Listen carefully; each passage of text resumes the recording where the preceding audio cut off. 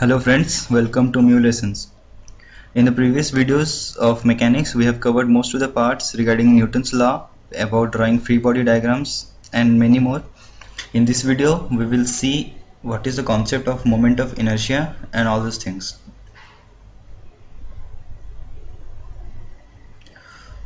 So the force which are proportional to the area or volume over which they act but also vary linearly with the distance from a given axis. They have the magnitude of the resultant depends on the first moment, that is on the line basis of the force distribution with respect to the axis, and the point of application of the resultant depends on the second moment, that is the moment of inertia considering to the area of the distribution with respect to the axis. So this is just a basic intro about what we have to calculate. In this case it says the force which are proportional to the area or the volume over which they act but they also linearly vary with the distance with the given axis. Now we have two types of moment, that is the first moment depending upon the line of axis, or for a simple line you can say, and the second moment basically for the moment of inertia of areas. Now herein methods for computing the moments and the product of inertia for areas will be presented in this video.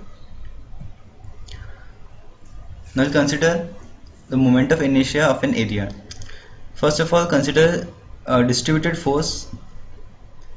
You can consider this force, distributed force del F, with a vector magnitude giving the directions whose magnitude are proportional to the elemental areas delta A on which they act and also vary linearly with the distance, that is delta A, from a given axis. Now you need to consider this force and the axis from which it takes place or on which it acts. For example, if you consider a beam subjected to pure bending, internal forces vary linearly with the distance from the neutral axis which passes through the centroid. Now in this case, if you consider this delta of F will be Ky into directly proportional to the area. Y is the distance from this x-axis and this is the area where the force acts. So this force is given as Ky delta A. Now in this case R, if you want to calculate this R, the line integration of y dA, that will be equals to 0, and this Qx gives the first moment. This is on for the linear elements. Now if you consider the area, then you can see M is given as K line integration of y square into dA, and y square dA is the second moment. Suppose you want to consider a hydrostatic force on a submerged circular gate.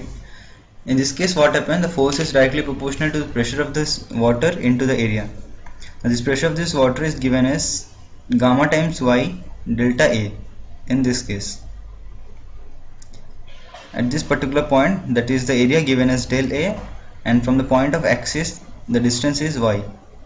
So R, considering the first moment, we get gamma into line integration of y dA, and similarly for mx, that is gamma integration of y square dA. So in this way, these are the simple just basis of first moment and second moment when considering the moment of inertia of an area. Now you can also consider this moment of inertia of an area by integration method. This moment of inertia or second moment of an area with respect to the x and y axis will be given as in this way. This is the xy axis and there is just a quarter is given, so you need to calculate the moment of inertia at this point.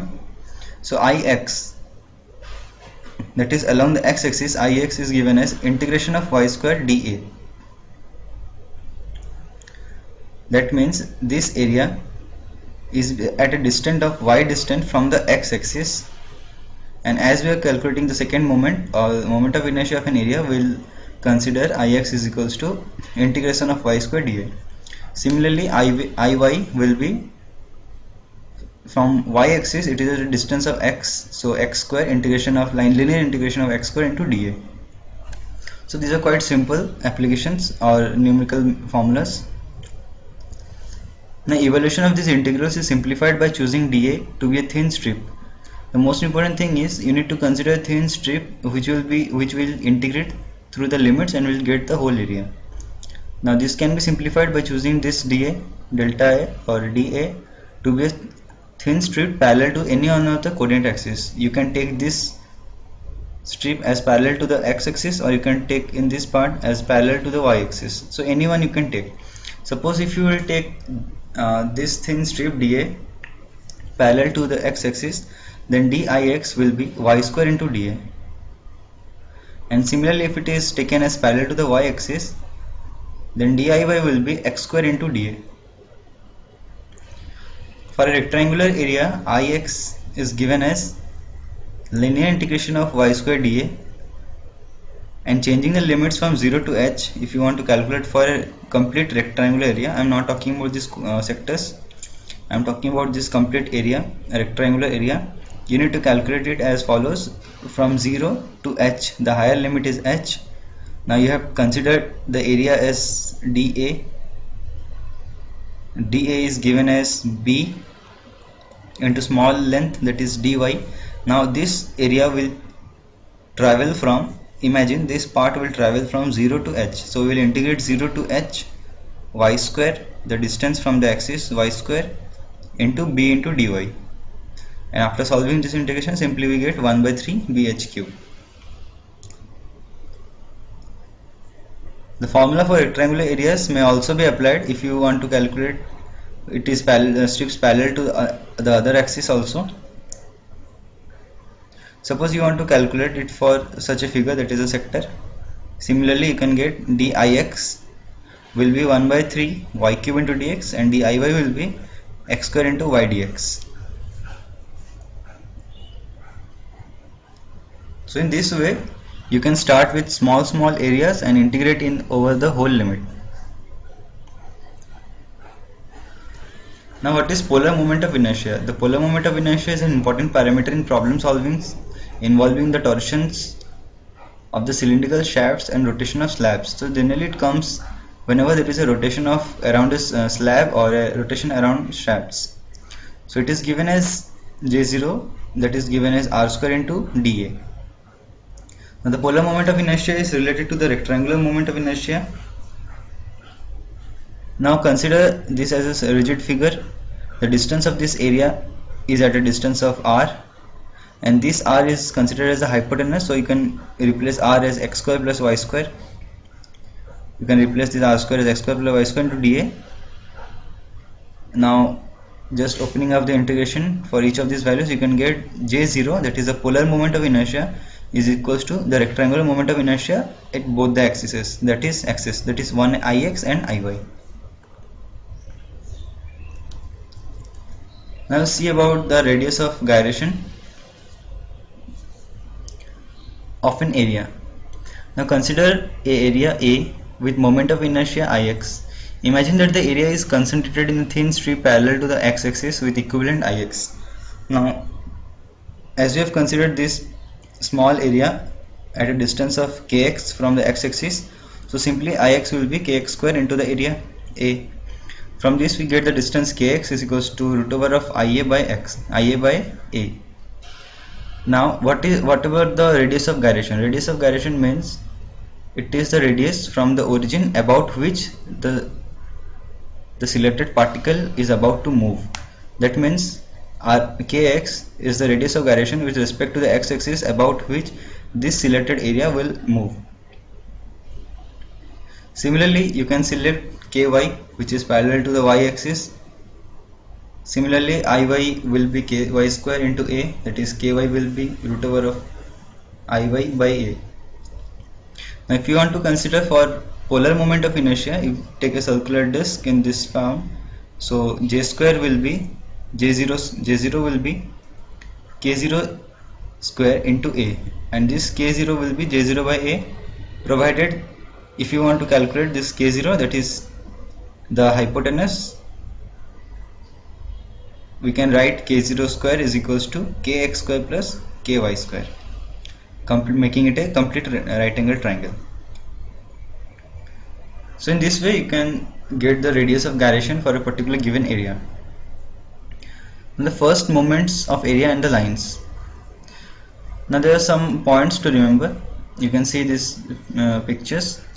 An area is symmetric with respect to an axis b dash consider the first figure. This area is symmetric with considering to the axis BB dash.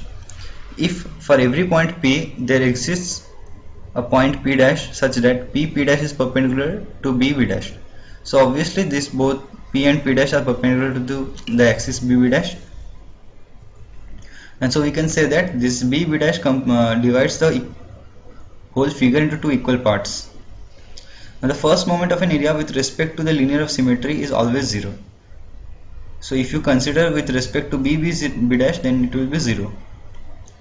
If an area possesses a line of symmetry, its centroid axis lies on that axis.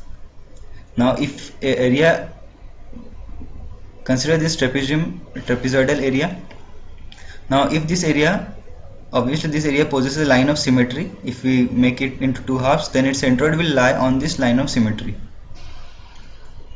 Now if an area possesses two lines of symmetry, its centroid lies at the intersection of both the points. Now in this case, if you divide this triangle, you can divide it from either of these two vertices, then the center will lie at the intersection of these 2 points, that is the centroid of the triangle.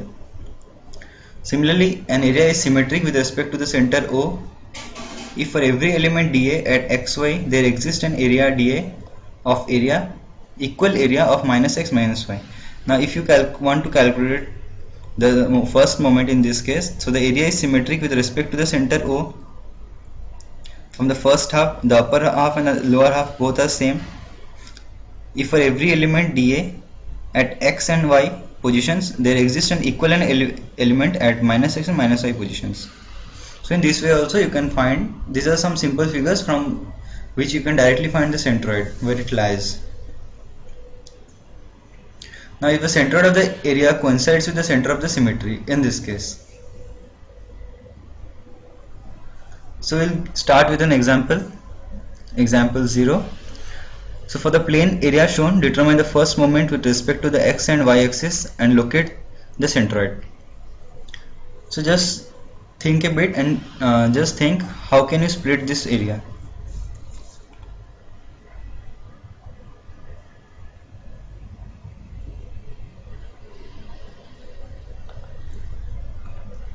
So let me give you the solution. First of all, you have to divide the area into triangle.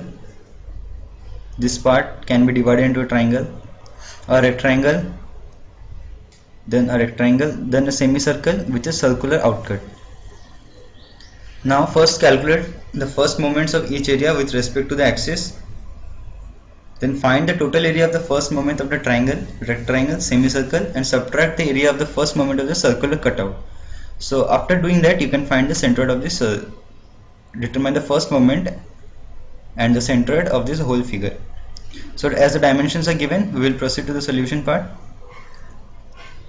Now this figure can be a summation, or you can divide this particular figure in this form. This is the lower triangle, then comes the smaller rectangle. That means you need to cut it from here, that is the triangle. When you cut it from here, that is the complete rectangle, and this rectangle consists of the small semicircle part of the circle also. Don't be confused with that. Then next we consider a semicircle, that is the upper part, and after you sum up all these three, you will get this whole figure, provided this circle is also filled up. Now we have to subtract that part, so minus the circle inside. So you can see this rectangle plus this triangle plus the upper semicircle, and then minus the inside circle which you want to eliminate. Now for all these 4 figures, you have to calculate the areas. For a triangle, you can calculate 120 into 80. Similarly, you can calculate all the areas in this form. Now you need to calculate the x bar, the distance from x axis, and respectively the distance from y axis for all of these points. This needs quite geometrical analysis. Very nice geometrical analysis will be very helpful in solving these types of problems. Now after getting x bar and y bar, you can calculate x bar a into y bar a separately, x bar a and y bar a. Now don't need to, you should not forget that we have to eliminate this circular part, that is from this inside part. So just in front of this area you need to write a negative, give a negative sign, that is we want to eliminate it, minus 5.027. Now taking the summation of x bar a, y bar a, you get two values, and these are the values of the first moment and first moments of at x and y point. So we need to find the total area and first moment of the triangle, rectangle, semicircle, and subtract the area and first moment of the circular cutout. So we get qx equals to plus 506.2 into 10 to the power 3 millimeter cube, and similarly xy equals to qy equals to 757.7 10 to the power 3 or 10 cube millimeter cube. So in this way you need to analyze these figures, split into several parts, and make it as easy as possible according to you. Then compute the areas, x bar, y bar, the distance from both the axes, then x bar a, y bar a, and then sum up all these things. So in this way you can find it easily. Now going to another example. So we need to determine the moment of inertia of this triangle with respect to its base. Now you can see this picture. This is the simple triangle kept on a 2D dimension, that is on xy plane. The total height is given as h, total breadth is b, and in this part we are selecting a small element with width dy. Now for this we need to calculate, or we need to select a differential strip parallel to the x-axis which is chosen for dA. So dix will be y square into dA, and dA will be L into dy. Then for similar types triangles we have these type of relations. Now if you split this triangle into two parts, then for similar triangles you must have seen, or you have learned this in higher secondary classes, L by B is equal to h minus y by h. This is on the basis of similarity of triangles.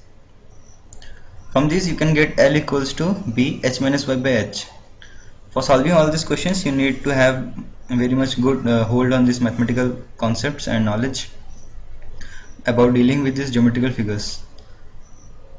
So ultimately we get dA is equals to B into h minus y by h, that is dA can be L into dy, so we substitute it, dA is equals to L into dy. Now integrating dix from y equals to 0 to y to h, we get ix linear integration from y square dA, that is equals to 0 to h y square b. Substituting all of these values and solving it further, we get ix equals to bh cube by 12. This is the moment of inertia about x-axis. Now similarly, moving with second example, now we have to calculate the centroidal polar moment of inertia of the circular area by direct integration method. So and we select an annular differential area, that is in this part a small area. So for polar moment of inertia, dj0 is equals to u square into dA, dA is equals to 2 pi u into du. Now this j0 will be linear integration from 0 to r, the whole limit lies from 0 to r, u square into dA, the value of dA is given as 2 pi u du. By substituting the values and solving this integration, you get j0 equals to pi by 2 r to the power 4. Now as this region or this polar region is symmetric about x and y axis, so the moment of inertia corresponding to both x and y axis will be same. That is ix should be equals to iy, and hence j0 will be ix plus iy, that is you can write 2ix. Substituting the values, then we get ix equals to iy, that is equals to the diameter, or with corresponding to the diameter we get it as pi by 4 r to the power 4. So first of all, what you need is a good hold on these mathematical concepts regarding this solving these geometrical figures. Then you need to proceed step by step, taking a small element. Now you need to find the limit from where to where it has to be integrated, and then you can get the values. Now we have theorems like parallel axis theorem and perpendicular axis theorem. You might have read this in higher secondary, so I will just go on a review. Now if you consider the moment of inertia I of an area A with respect to the axis A dash, then this moment of inertia I will be given as summation of y square into dA, and that is what the parallel axis theorem says. The axis B dash from this figure passes through the area centered and is called the centroidal axis. So I is equals to y square, integration of y square into dA, and that is equals to integration of y dash plus d whole square dA. Just substituting the values and solving it, we get the parallel axis theorem as the moment of inertia I is equals to I bar plus a d square, that is the distance from the axis a into d square. Now for this part you can calculate the moment of inertia it. You have to calculate the moment of inertia at this part with respect to this axis that is given as t, or better you can say that it is a tangential axis of a circular area with respect to the tangent of the circle. So whenever you see such type of cases, you see the parallel axis to the centroid, then you apply the parallel axis theorem. It is equals to I bar plus a d square. I bar is 1 by 4 pi r square for a for a circular region, and a d square will be pi r square into r square, and it comes up to be 5 by 4 pi r 4. Similarly, if you want to calculate the moment of inertia of a triangle with respect to the centroidal axis, now moment of inertia with respect to a dash, this is parallel to the centroidal axis, that is b dash, so you can calculate the moment of inertia about b dash and then add it with a d square. Now I b dash can be calculated as I a dash minus a d square, and after solving the values you get 1 by 36 bhq. Similarly, here some you can say a short note type in which you have it has shown the moment of inertia of several parts with respect to corresponding to several axes for some figures like rectangle, triangle, circle, ellipse, quarter circle. Now, the basic concept lies in selecting the small area and then again solving them. Now if some of the similar questions arises, like if you want to calculate it against across with respect to a parallel axis of which the moment of inertia is known to you, then you can apply this parallel axis theorem in that case.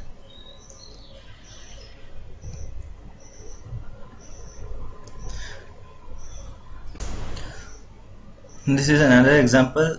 The figure is given in this case. The strength of this of a W360 into 57 roll steel beam is increased by attaching a 225 into 10 millimeter plate to its upper flange. So you have to determine the moment of inertia and the radius of gyration with respect to an axis which is parallel to the plate. Now in this case we have to use the parallel axis theorem also. So the solution goes like this. We have to determine the location of the centroid of the composite section with respect to the coordinate. Then we need to apply the parallel axis theorem to determine the moment of inertia of the beam. Then we have to calculate the radius of gyration for the moment of inertia of the composite sections. So first of all, determine the location of the centroid of this composite section. The area can be given as 225 into 20 for the upper plate, and similarly y bar will be half 358, that is the length. Now for this part, if you want to calculate y bar, that will be half into 358, the distance, plus half into 20 millimeter.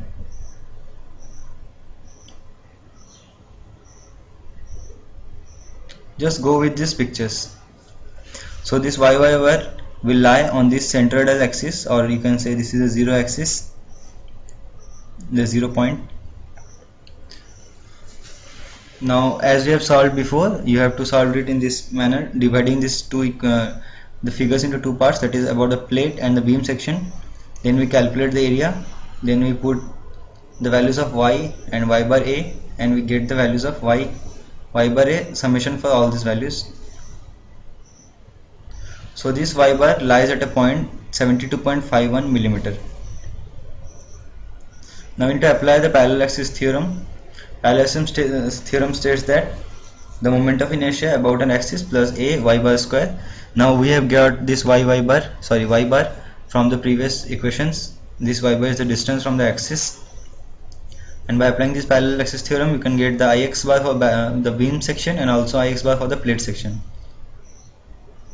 Now the total moment of inertia will be the summation of both these moment of inertias. So ix bar comes up to be 254 into 10 to the power 6 millimeter. Now we need to calculate the radius of gyration from the moment of inertia of the composite figure. So kx, as this is not a polar moment of inertia, it is simple type first moment. So second moment. So in this case kx will be ix bar by a, and this is the total area. So we got this value kx, that is the radius of gyration, comes up to 147.1 millimeter. So this was simple about solving certain types of questions. So we will come up with more questions and some more concepts regarding this moment of inertia in our next video. Thank you.